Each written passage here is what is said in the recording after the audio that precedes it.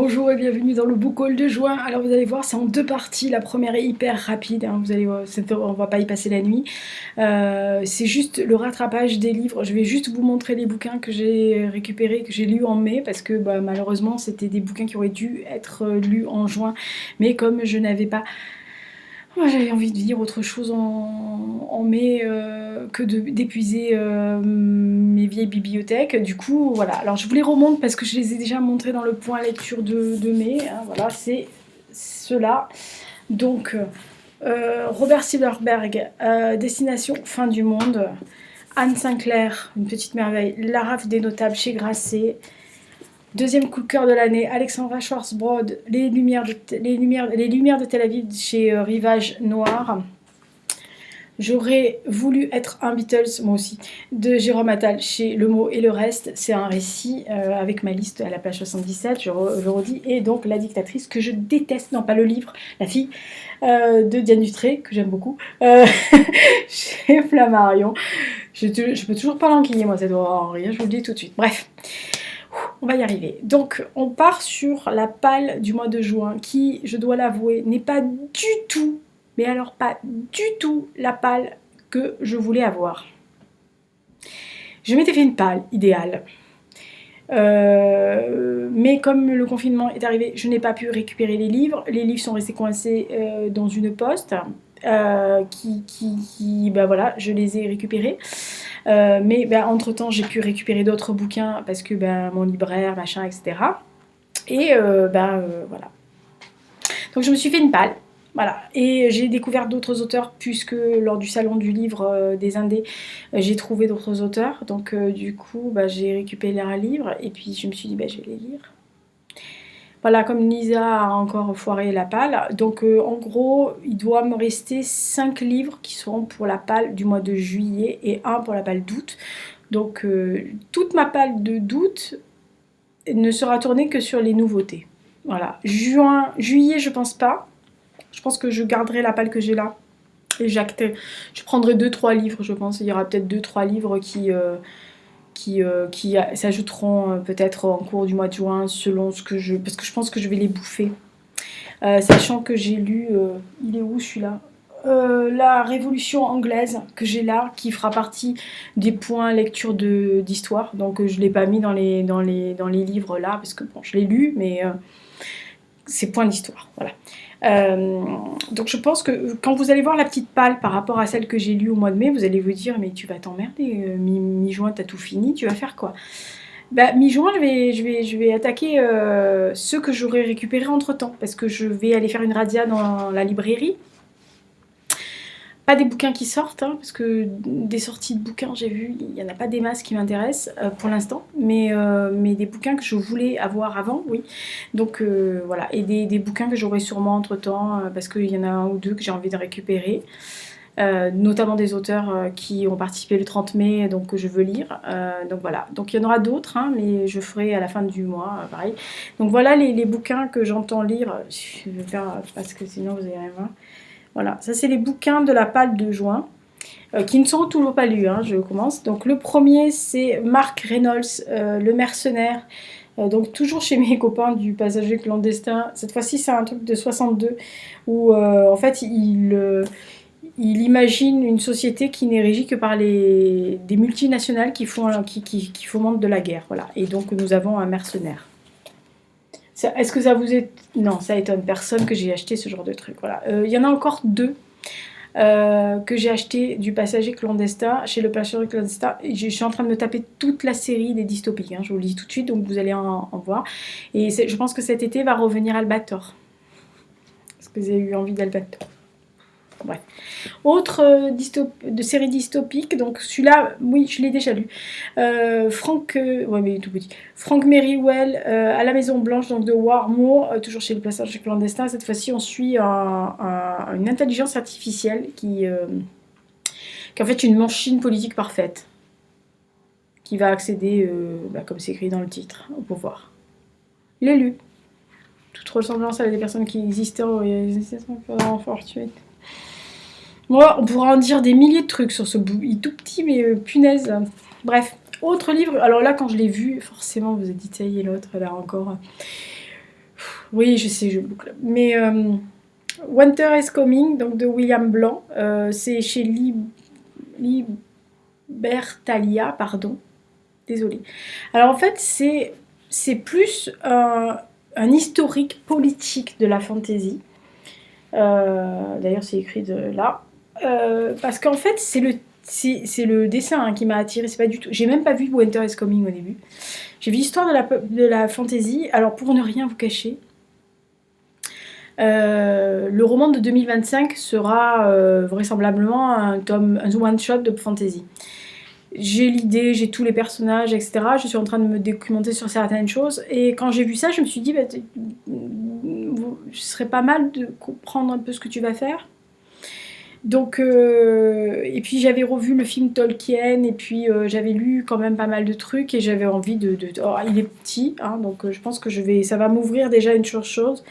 Et j'avais envie de savoir un peu plus. Voilà, donc je pense que ça va aller rapidement. Hein, voilà. Autre livre, alors celui-là, c'est le prochain.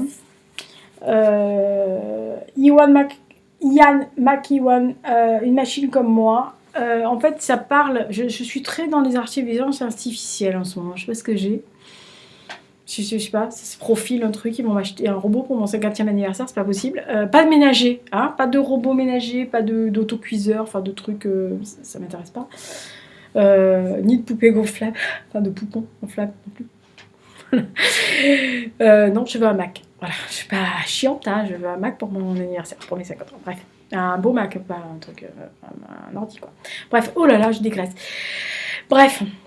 Et donc, quand j'ai vu ça, c'est l'histoire en fait d'un robot qui s'appelle Adam, qui va intégrer un foyer d'un couple et qui va s'immiscer, mais beaucoup.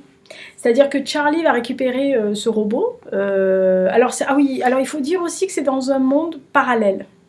C'est-à-dire que dans ce monde parallèle, les Beatles sont toujours, toujours en vie, sont toujours au complet.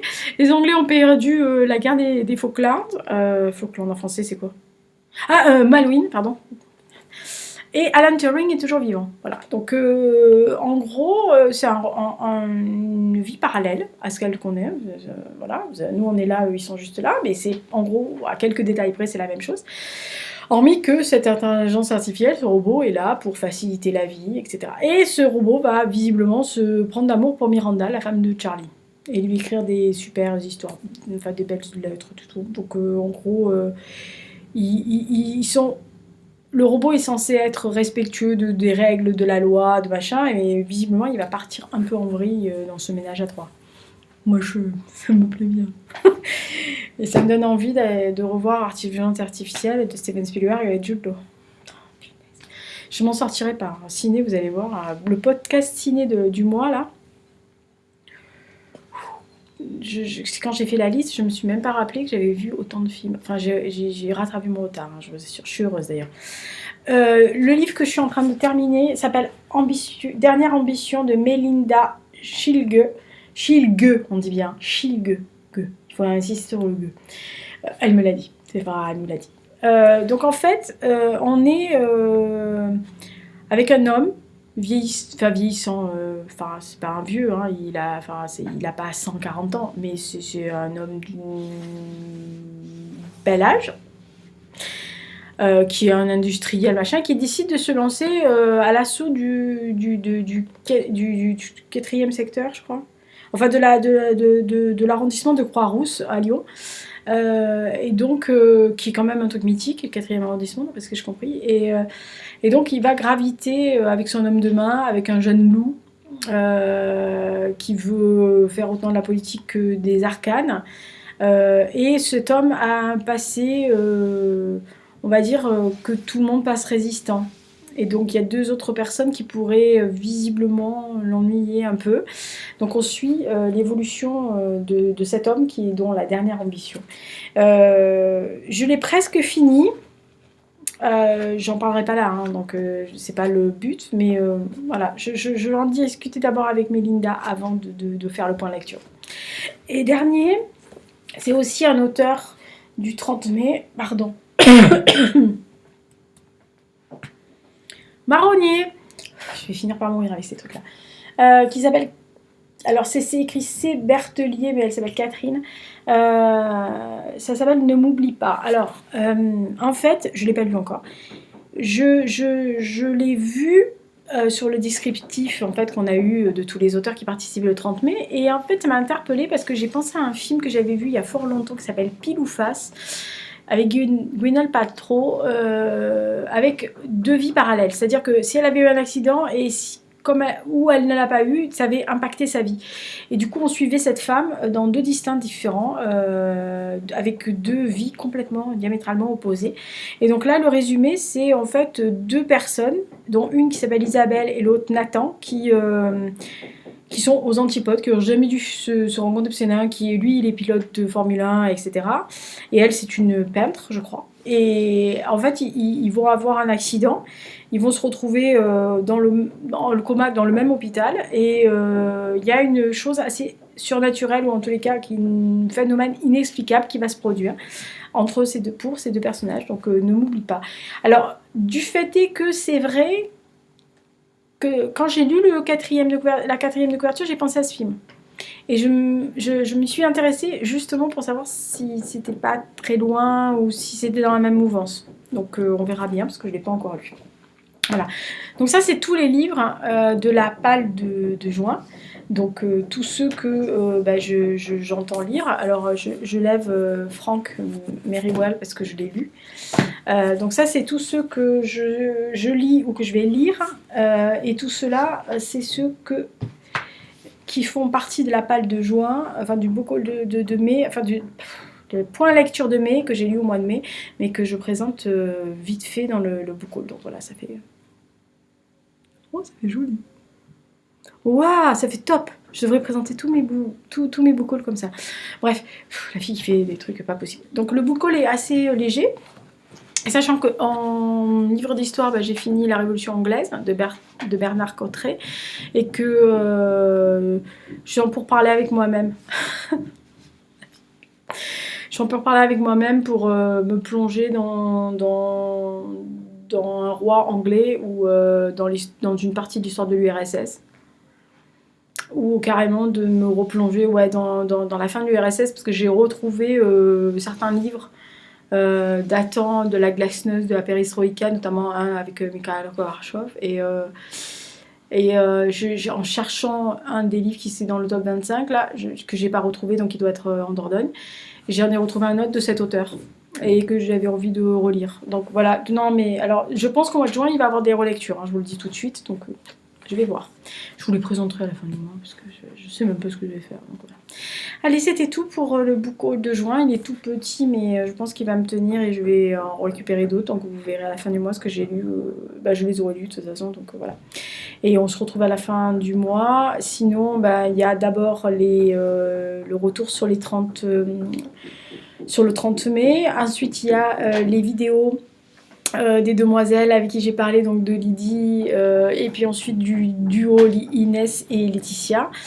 Il va avoir le tag, il va avoir le top 25, ça sera le suivant, le top 25 des classiques étrangers que j'aime. Vous allez voir, il y a de la surprise. Je ne me rappelais pas qu'il y avait autant de Russes là-dedans. Bref. Après, vous avez les items, et puis le point lecture, et puis voilà quoi. Bon, j'espère que vous aimez bien, puis merci aux nouveaux abonnés, parce qu'ils sont là, ils sont gentils, ils sont gentils tout plein. Il n'y a personne qui a râlé sur mes cheveux la dernière fois. Donc du coup, là, vous avez vu, je les ai un peu plus coiffés. Je suis toujours pas les cheveux de coiffeur. J'ai un rendez-vous la semaine prochaine. Non, parce que je vais tout couper, là, toutes les merdes qui dépassent, là. Et je vais camoufler les cheveux blancs, parce que là, ça devient un peu dramatique. Mais bon, que voulez-vous? Je suis vieille, hein. C'est comme ça. Au revoir.